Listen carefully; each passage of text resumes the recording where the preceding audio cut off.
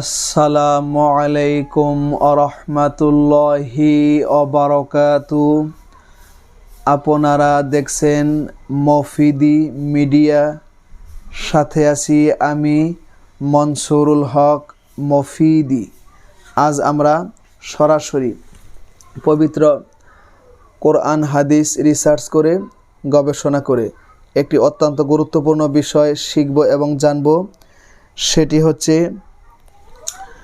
এই আমলটি যদি আপনি করেন ইনশাআল্লাহ আপনার সকল শত্রু দমন হয়ে যাইবে এবং শত্রু আপনার পায়ে এসে পড়তে বাধ্য হবে। তার মানে শত্রু আপনার কাছে নত হয়ে যাবে, সে আপনার কাছে পরাজয় হয়ে যাবে। ঠিক আছে, সে নেক্সট টাইমে কখনোই পরবর্তীতে আপনার ক্ষতি করার জন্য চেষ্টা করতে পারবে না। সে যদি আপনার ক্ষতি করতে চায় তাহলে আপনার ক্ষতি করবে তো দূরের কথা, সে তার নিজের ক্ষতি গোছাইয়া সারতে পারবে না। অর্থাৎ আপনার ক্ষতি করবে তো পরের কথা, সে তার নিজের ক্ষতি গোছাইয়াই সারতে পারবে না। ঠিক আছে, এরকম কঠিন একটা তদবির, কঠিন একটা আমল আপনাদেরকে আমি এখন শিখিয়ে দিব। যারা শত্রুর কবলের মধ্যে রয়েছেন তারা অবশ্যই এই ভিডিওটি খুব সুন্দরভাবে দেখতেছেন এবং বুঝবেন যে আসলে শত্রুর যন্ত্রণা কত কঠিন, শত্রুর ক্ষতি কত ভয়াবহ। আর যারা এই শত্রুর কবলে পড়েন নাই তারা এই বিষয়টা তো সহজে বুঝবেন না, কারণ যে পানির মধ্যে যে হাত লাগায় নাই, এই পানি ঠান্ডা না গরম এটা সে বুঝতে পারবে না। যে পানিতে নেমেছে সেই পানির খবর কেবল সেই বলতে পারবে। শত্রুর জ্বালায় যারা অতৃষ্ট হয়েছেন তারাই কেবল এই বিষয়টা বুঝতে পারবেন, অন্য কেউ নয়। ঠিক আছে, কারণ যার অঙ্গে ব্যথা সেই অনুভব করবে, অন্য কেউ বুঝতে পারবে না। হ্যাঁ, তো আমি আপনাদেরকে সুন্দরভাবে, যাতে খুব তাড়াতাড়ি আপনারা শত্রুতার হাত থেকে হেফাজত থাকতে পারেন, এরকম সুন্দরভাবে আমলটা শিখিয়ে দিব। তো আমলটা যদি বুঝতে আপনাদের কোনো সমস্যা হয় অথবা সরাসরি 30 পারা কোরআন থেকে যে কোনো বিষয় শিখতে, জানতে, বুঝতে অথবা যে কোনো কাজের তদবির করাতে, যে কোনো কাজ করাতে যদি আপনাদের যদি প্রয়োজন হয়, ঠিক আছে, যদি আপনাদের আসলে কোনো তদবিরের যদি প্রয়োজন হয় তাহলে আমি বলবো যে এই মফিদি মিডিয়া, এটা আমার ব্যক্তিগত ইউটিউব চ্যানেল, এই মফিদি মিডিয়ার প্রত্যেকটা ভিডিওতে সরাসরি আমি মনসুরুল হক মফিদির মোবাইল নাম্বার, ফোন নাম্বার দেওয়া থাকে। এর মধ্যে ইমো এবং হোয়াটসঅ্যাপ দুইটাই যুক্ত করা আছে। চাইলে আপনি বিশ্বের যে কোনো প্রান্ত থেকে ভাই হিসাবে এবং বন্ধু হিসাবে অথবা আপনার যে কোনো আপনজন হিসাবে আপনি আপনার মনের কথাটা আমাকে জানাতে পারেন। আমিও চেষ্টা করব সরাসরি কোরআন থেকে, এই 30 পারা কোরআন থেকে যে কোনো বিষয়ের একটা সুন্দর একটা আমল, তদবির, একটা পরামর্শ আপনাদেরকে আমি সাজেস্ট দেওয়ার জন্য চেষ্টা করব। ঠিক আছে, কারণ আরেকটি কথা মনে রাখবেন, আসলে মূলত আমি যত কাজ করি, সকল কাজ কিন্তু কোরআন থেকে করি। কোরআনের বাহিরে আমি কোনো কাজ করিও না, এটা করার জন্য আমি কখনো চেষ্টা করিও না, নেক্সট টাইমেও করবো না ইনশাআল্লাহ। ঠিক আছে, তো আর কোরআন থেকে কাজ করলে এটা যত তাড়াতাড়ি ভালো ফলাফল পাওয়া যায়, এটা বিশ্বের অন্য কোনো জায়গা থেকে কিন্তু সেই ফলাফলের আপনি কখনোই আশা করতে পারবেন না। কারণ অন্য জায়গা থেকে আপনি একটা কাজ করলে সেই কাজ সত্য হতে পারে, মিথ্যা হতে পারে, এর মধ্যে দুইটাই সন্দেহ রয়েছে। কিন্তু আল্লাহ তাআলা তো এই কোরআনের মধ্যে লা রাইবা ফি, এর মধ্যে সন্দেহের কিনে কোনো অবকাশ নাই। এটা হচ্ছে আল্লাহ তাআলার পক্ষ থেকে লৌহে মাহফুজের কালাম, স্বয়ং আল্লাহ পাক রব্বুল আলামিনের কালাম, এর মধ্যে মিথ্যার কিনে কোনো ছোঁয়া নেই, সন্দেহের কোনো অবকাশ নেই। সুতরাং এই কোরআন থেকে আমি সকল কাজ করে থাকি, এটা আপনাকে মনে রেখে আমার সাথে যোগাযোগ করতে হবে। ঠিক আছে, তো আসুন আমরা বিষয়টি শিখে নেই। বর্তমান এই সময় কিন্তু দেখা যায় যে আমার কাছে প্রতিনিয়ত কিন্তু আপনার এই ফোন আসে, কিংবা সাক্ষাতেও যখন দিনী ভাই বোনেরা আমার কাছে আসেন, বলেন যে, অনেকেই বলেন যে হুজুর শত্রুর যন্ত্রণায় আমি একদম শেষ হয়ে যাচ্ছি। শত্রু আমাকে বিভিন্ন সময় বিভিন্নভাবে কি করে, ক্ষতি করে। কখনো আমার উপর এই কালো জাদু করে, কখনো আমার উপর বান মারে বা কখনো কুফরি করে। আমি সেগুলা বিভিন্ন হুজুর দ্বারা, কবিরাজ দ্বারা কাটাই, তারপর আবার করে, একবার কাটাই আবার করে, এরকম কথা কিন্তু বলেন। আবার বিভিন্ন সময় বিভিন্নভাবে কিন্তু মানুষ বলেন। আসলে শত্রুর যন্ত্রণা কিন্তু এটা খুবই ভয়াবহ, এটা আমি নিজেও জানি। ঠিক আছে, তো আপনার এই রকম যদি হয় তাহলে সেই শত্রু আপনার দমন হয়ে যাবে। এবং আমি চাচ্ছি যে সেই শত্রু আপনার নিজের পায়ে এসে পড়ে জানি, সে জানি নত স্বীকার হয়ে বলে যে আসলেই আমি আপনার এই ক্ষতি করে ভুল করেছি, নেক্সট টাইমে কখনো পরবর্তীতে এই ধরনের ক্ষতি আমি আর করব না, সেটা জানি সে বলে। অথবা সে আপনার ক্ষতি জানে কখনো করার জন্য চিন্তাই করতে না পারে, কারণ সে আপনার ক্ষতি করবে তো দূরের কথা, সে তার নিজের ক্ষতি গোছাইয়া সারতে পারলে তো হয়, তাই না? তো সেই জন্য এটা যাতে টোটালি বন্ধ হয়ে যায় সেই চেষ্টাটাই আমি করব। এরকম একটা সুন্দর আমল আমি এখন আপনাদেরকে খুব সুন্দর করে দিয়ে দিচ্ছি, ঠিক আছে? তো আসুন আমলটি আপনারা কিভাবে করবেন সেটি হচ্ছে মূলত জানার বিষয়। সেটি আমলটি আপনাকে করতে হবে।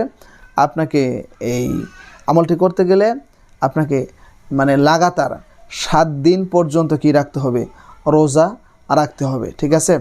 7 দিন আপনাকে নফল রোজার নিয়তে আপনার স্বাভাবিকভাবে 7 দিন আপনাকে কী করতে হবে, রোজা রাখতে হবে, ঠিক আছে? তো আপনার ধরেন রোজাটা এখন হয়তো অনেকে প্রশ্ন করতে পারেন যে হুজুর রোজাটা কী বার থেকে শুরু করব, কখন শুরু করব?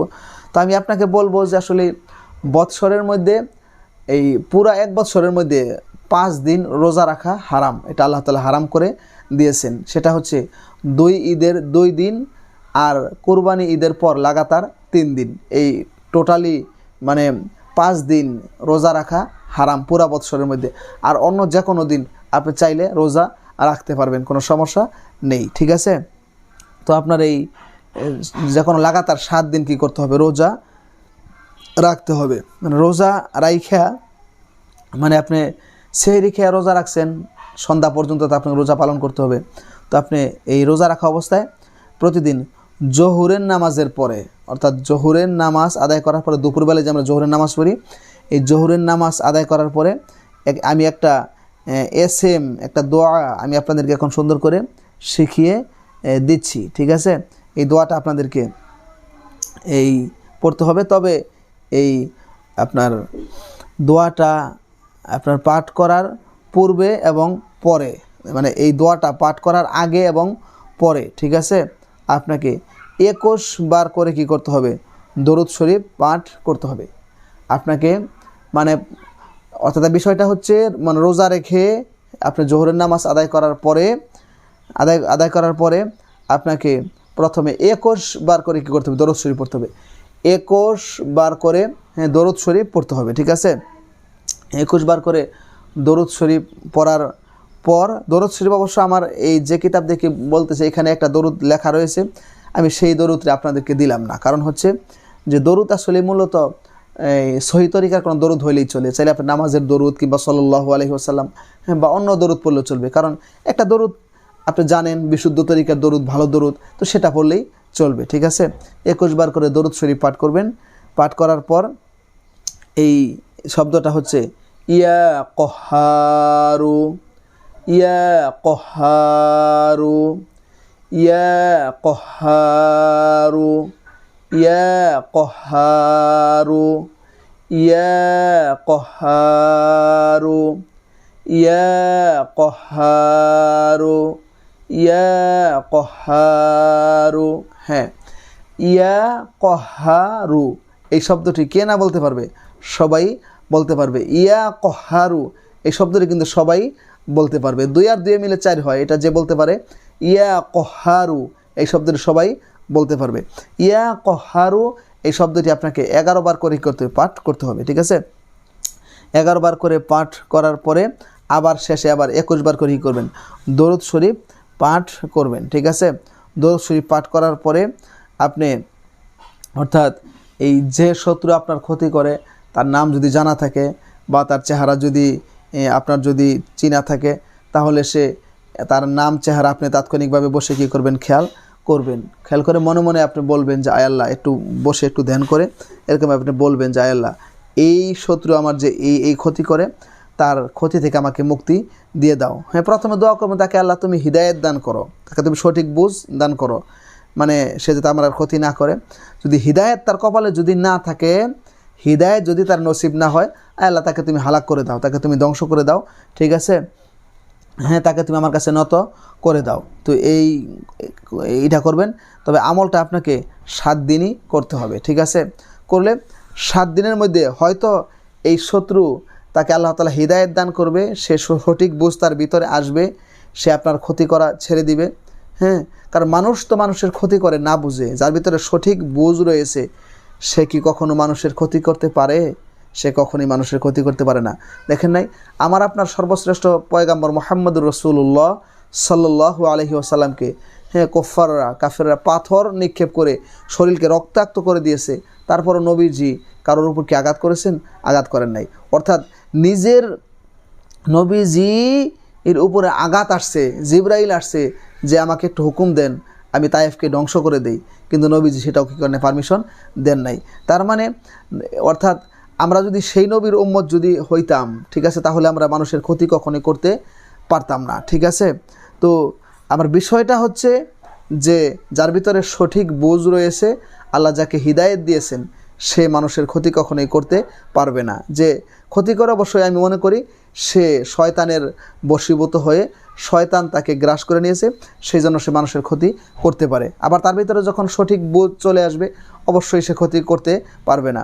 তো প্রথমে তাকে হিদায়েতের জন্য দোয়া করবেন, পরে যদি না হয় বলবেন আল্লাহ তাকে তুমি হালাক করে দাও, ধ্বংস করে দাও, কিংবা আল্লাহ তাকে তুমি শায়েস্তা করে দাও। 7 দিনে আমলটা করবেন ইনশাআল্লাহ। 7 দিনের মধ্যেই দেখবেন আপনার শত্রুর কবল থেকে আল্লাহ পাক রব্বুল আলামিন আপনাকে হিফাজত করে দিয়েছেন, ঠিক আছে। তো আমলটি অবশ্যই আপনারা করবেন যারা এই সমস্যায় রয়েছেন। যদি বুঝতে সমস্যা হয়, আবারও বলছি, মফিদি মিডিয়ার প্রত্যেকটা ভিডিওতে আমার মোবাইল নাম্বার দেওয়া আছে, চাইলে যোগাযোগ করতে পারেন। এবং যারা এতক্ষণ কষ্ট করে ভিডিওটি দেখেছেন তাদেরকে আন্তরিক শুভেচ্ছা ও মোবারকবাদ জানাচ্ছি। যারা কোরআনকে ভালোবাসেন অবশ্যই ভিডিওটিতে একটি লাইক দিয়ে দিবেন এবং সাবস্ক্রাইব করে এই মফিদি পরিবারের সদস্য হয়ে আপনাদেরকে থেকে যাওয়ার জন্য বিনীতভাবে অনুরোধ করছি। এবং অবশ্যই আপনারা আল্লাহ পাক রব্বুল আলামিনের উপর পূর্ণ আস্থা, বিশ্বাস এবং ভরসা নিয়ে এই আমলটি করবেন। যারা আমল করবেন তারা অবশ্যই কমেন্টস বক্সে সুবহানাল্লাহ, আলহামদুলিল্লাহ অথবা আল্লাহু আকবার, আমিন, যেটা আপনার সুবিধা হয় লিখে যাবেন। তো আমিও আপনাদের জন্য দোয়া চাই, আমিও আপনাদের কাছে আমার জন্য দোয়া চাই। তো আল্লাহ তাআলা যাতে কোরআন হাদিস রিসার্চ করে গবেষণা করে আপনাদের মাঝে ভালো কিছু আমি উপহার দিতে পারি। আপনাদেরকে আল্লাহ তাআলা শত্রুতার সকল ক্ষতি থেকে হিফাজত করে ঈমান ও ইসলামের উপর থেকে আল্লাহ তাআলা আপনাদের সবাইকে আমাদের সবাইকে জীবনযাপন করার তৌফিক দান করুক। সেই প্রত্যাশা আজকের মতো এখানে বিদায় নিচ্ছি। আল্লাহ তাআলা যদি সুস্থ রাখে, সুন্দর রাখে, তাহলে সরাসরি এই 30 পারা কোরআন থেকে আরেকটি সুন্দর তদবির আমল দোয়া নিয়ে আপনাদের মাঝে হাজির হয়ে যাব সেই প্রত্যাশায়। আসসালামু আলাইকুম ওয়া রাহমাতুল্লাহি ওয়া বারাকাতুহু।